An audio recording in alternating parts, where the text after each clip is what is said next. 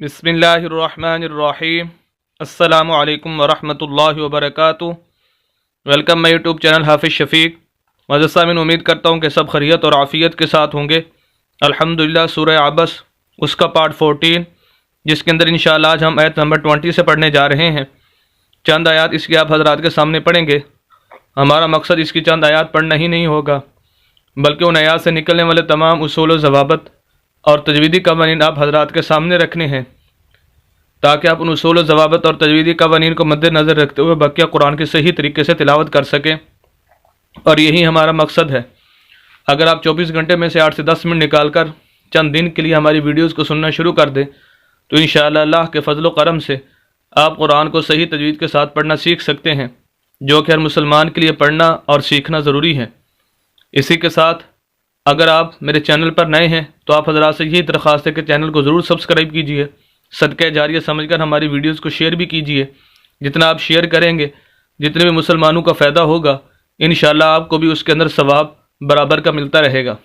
कुरान को सही तजवीद के साथ पढ़ना बहुत ज़रूरी है। वजह उसकी ये है कि अल्लाह की तरफ से जिस तरह कुरान नाज़िल किया गया उसी तरह इसको पढ़ा जाए। अगर उसके अंदर रद्द-ओ-बदल किया जाएगा तो उसकी वजह से मानी के अंदर तब्दीली हो जाएगी।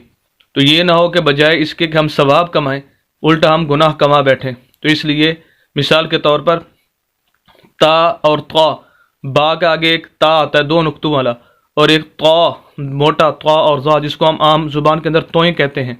इसके दरमियान अगर फ़र्क ना किया तो लफ्ज़ का मानी ही तब्दील हो जाएगा। सा और सीन के अंदर फ़र्क ना किया, स्वाद के अंदर फ़र्क ना किया, तो मुख्तलिफ़ हरूफ हैं कि अगर हम इनके अंदर फ़र्क नहीं करेंगे तो अल्फाज के मानी ही तब्दील हो जाएंगे, जो कि बजाय सवाब के हम उल्टा गुनाह कमा बैठेंगे। तो इसलिए ज़रूरी है कि आप तजवीद के साथ कुरान को ज़रूर सीखें। वो हज़रात जो पहले से कुरान मजीद पढ़ना जानते हैं उनके लिए वीडियोस बहुत ही अहम हैं, और जो पहले से नहीं पढ़े हुए तो उनको परेशान होने की ज़रूरत नहीं। अल्हम्दुलिल्लाह हमारे इसी चैनल पर हाफिज़ शफ़ीक पर पूरा नूरानी कायदा लफ्ज़ ब लफ्ज़, लैन ब लैन, और उसकी प्ले लिस्ट भी बनी हुई है। आप चैनल पर जाकर प्ले लिस्ट पर जैसे ही क्लिक करेंगे तो पहला सबक, दूसरा सबक, तीसरा सबक तरतीब के साथ पूरा नूरानी कायदा आपको लफ्ज़ ब लफ्ज़ मिल जाएगा। आप इस तरह समझे कि जैसे एक उस्ताद के सामने आप पढ़ रहे होते हैं, तो इस तरह आप उस नूरानी कायदे को सीख कर कुरान को सही तजवीद के साथ पढ़ना सीख सकते हैं। तो बहरहाल आइए आज का सबक शुरू करते हैं। अऊज़ु बिल्लाहि मिनश शैतानिर रजीम। बिस्मिल्लाहिर रहमानिर रहीम।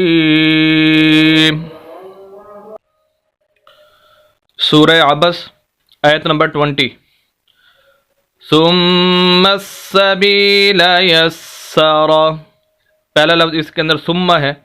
एक सा, जैसे शुरू के अंदर मैंने बताया, एक सा होता है, एक सीन होता है, इसके दरमियान फ़र्क ज़रूरी है।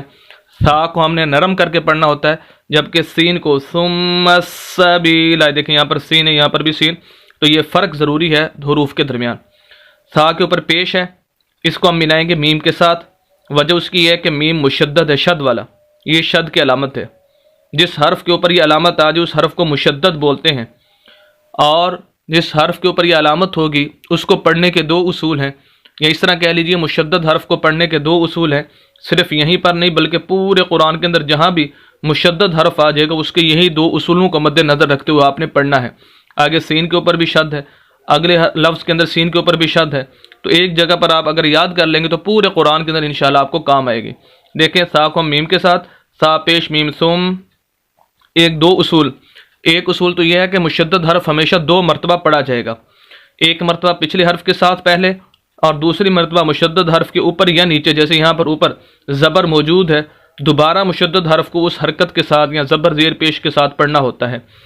तो पहले उसूल के मुताबिक सा पेश मीम सुम, देखिए सा मीम को हमने एक मरतबा पढ़ लिया, फिर मीम ज़बर मा सुम्मा।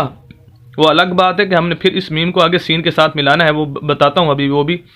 तो मीम को हमने 2 मरतबा पढ़ लिया। उसूल नंबर 2, मुशद्दद हर्फ को हमेशा सख्त करके हल्की सी आवाज़ को रोक कर लफ्ज़ के ऊपर ज़ोर देकर पढ़ना होता है। सुम्मा सुम्मा। तीसरी बात यहाँ पर सिर्फ मीम मुशद्दद के बारे में, यहाँ आम तौर पर नून मुशद्दद के ऊपर भी ये चीज़ पाई जाती है कि जहाँ भी नून के ऊपर शद आ जाए या मीम के ऊपर, हर हर्फ के ऊपर नहीं बल्कि नून के ऊपर और मीम के ऊपर तकरीबन जहाँ भी शद आ जाए तो वहाँ पर गुन्ना होता है, गुन्ना कहते हैं कि उस हर्फ की आवाज़ को हम नाक के अंदर लेकर जाएंगे और एक अलिफ के बराबर नाक के अंदर रखेंगे, इसे गुन्ना कहते हैं। तो मीम मुशद्दद पर हमेशा गुन्ना होता है, यहाँ पर गुन्ना भी करेंगे।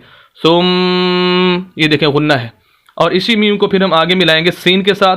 वजह उसकी वाज़ेह है कि सीन के ऊपर भी शद है, और वही दो उसूल जो अभी बताया है कि मुशद्दद हर्फ पहली मरतबा पिछले हर्फ के साथ, तो इस मीम को हम इस सीन के साथ, सीन को दोबारा सीन ज़बर सा और सख्त करके सुम्मस्सा, सुम्मस्सा, यहाँ पर इस वजह से मीम के ऊपर सख्त करके ये मीम इस वजह से वाज़े नहीं हो रही क्योंकि यहाँ पर गुन्ना है, जबकि सीन के ऊपर आप देखें आपको वाज़े नज़र आएगा कि मुशद्दद हर्फ को कैसे सख्त करके पढ़ते हैं।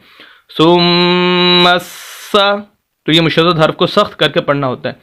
एक बात रहेगी दरमियान में, देखें अलिफ और लाम ये दो हरूफ हैं, इन दोनों को हमने नहीं पढ़ा, मीम को डायरेक्ट हमने सीन के साथ मिला दिया है। वजह बिल्कुल वाज़े है कि कुरान के अंदर जहाँ भी खाली हरूफ आ जाए, चाहे वो एक हो, चाहे वो 2, 3, 4, मुसलसल बाज़ दफ़ा 4 तक भी आ जाते हैं, उनको नहीं पढ़ा जाता। खाली हरूफ से मुराद जिनके ऊपर नीचे कुछ भी ना हो, यानी हरकत वगैरह ऊपर नीचे कुछ भी ना हो, तो वो खाली कहलाते हैं, उनको नहीं पढ़ा जाता। तो अलिफ और लाम को नहीं पढ़ेंगे, इस वजह से इस मीम को डायरेक्ट सीन के साथ हमने मिला दिया। तो हमारे यहाँ तक लफ्ज़ हो गया सुम्मस्सबीला। बा को या के साथ मिलाएंगे, वजह उसकी है कि या साकिन है। जहाँ भी हर्फ साकिन आ जाएगा वो खुद ब खुद नहीं पढ़ा जाता जब तक कि पिछले हर्फ को साकिन हर्फ के साथ न मिलाया जाए। तो इस वजह से यहाँ पर बा को हम या के साथ मिलाएंगे और या बा को हम लंबा भी करेंगे। अब यहाँ पर एक बात समझने की अहम बात कि आम रूटीन के अंदर यह है कि ज़बर ज़ेर पेश वाले हर्फ को लंबा नहीं करना होता, और यही उसूल है। वैसे बुनियादी तौर पर 3 उसूल हैं ज़बर ज़ेर पेश के बारे में। एक तो यह है कि ज़बर ज़ेर पेश वाले हर्फ को लंबा नहीं किया जाता, दूसरा यह है कि ज़बर ज़ेर पेश वाले हर्फ को झटका दे के नहीं पढ़ते, और तीसरा यह है कि ज़बर ज़ेर पेश वाले हर्फ को मजहूल नहीं पढ़ते। लेकिन यहाँ पर देखें कि हमने बात करनी है सिर्फ पहले उसूल के मुताबिक कि ज़बर ज़ेर पेश वाले लफ्ज़ को लंबा नहीं किया जाता, लेकिन यहाँ पर हम बा को लंबा कर रहे हैं, हालांकि इसके नीचे ज़ेर है।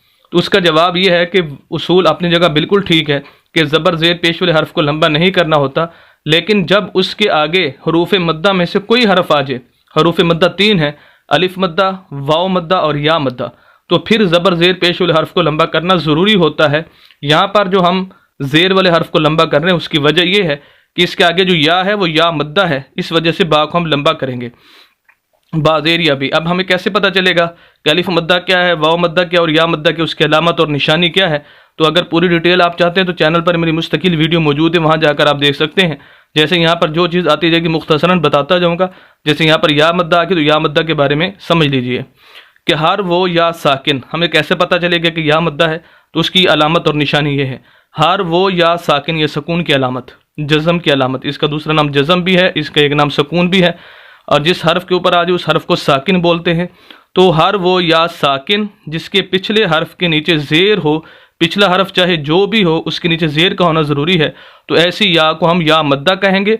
और जिस ज़बर ज़ेर पेश के बाद या जिस ज़ेर के बाद ऐसी या आ जाएगी उसको या मद्दा कहेंगे, और ऐसे ज़ेर वाले हर्फ को लंबा करके पढ़ेंगे क्योंकि या मद्दा है। सबीला, एक अलिफ के बराबर हमने बा को लंबा करना है। सुम्मा सबीला, तो बाकी उसूल वही है कि ज़बर ज़ेर पेश वाले हर्फ को लंबा नहीं किया जाता। तो बहरहाल सुम्मा सबीला यस्सरहू, या को सीन के साथ मिलाएंगे, और सीन मुशद्दद है, शद वाला है, जिसकी डिटेल पीछे बता चुका हूँ कि मुशद्दद हर्फ हमेशा 2 मरतबा पढ़ा जाता है, एक मरतबा पिछले हर्फ के साथ और दूसरी मरतबा मुशद्दद हर्फ के ऊपर या नीचे कोई ना कोई हरकत ज़रूर मौजूद होती है उसके साथ। तो इस वजह से यहाँ पर हम शद वाले हर्फ को सख्त करके भी पढ़ेंगे और 2 मरतबा भी पढ़ेंगे।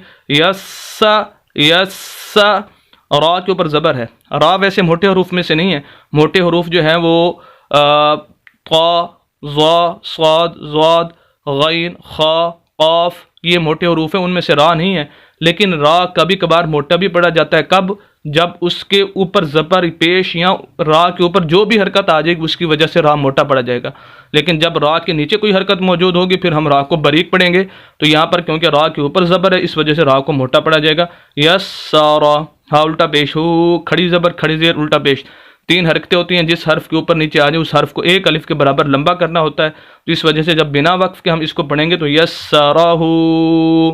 लेकिन क्योंकि आयत पूरी हो गई है हमने यहाँ पर वक्फ करना है। वक्फ का जो उसूल और तरीका है वो ये है कि आखिरी हर्फ जिस पर वक्फ किया जा रहा है, वक्फ का मानी सांस तोड़ना और आवाज़ को रोकना, उसका तरीका यह है कि अगर आखिरी हर्फ के ऊपर ज़बर ज़ेर पेश, दो ज़बर दो ज़ेर दो पेश, खड़ी ज़बर खड़ी ज़ेर उल्टा पेश आ जाए तो आखिरी हर्फ को साकिन कर दिया जाता है और ऊपर नीचे जो कुछ भी मौजूद है, यानी जो भी हरकत ज़बर ज़ेर पेश, दो ज़बर दो ज़ेर दो पेश, खड़ी ज़बर खड़ी ज़ेर उल्टा पेश, उसको ख़त्म कर दिया जाता है। क्योंकि जो हर्फ साकिन हो जाता है फिर उसके ऊपर नीचे कोई हरकत नहीं आ सकती। जैसे या साकिन है, या कुरान के अंदर जहाँ भी साकिन हर्फ आएगा उसके ऊपर नीचे फिर कोई हरकत नहीं होगी।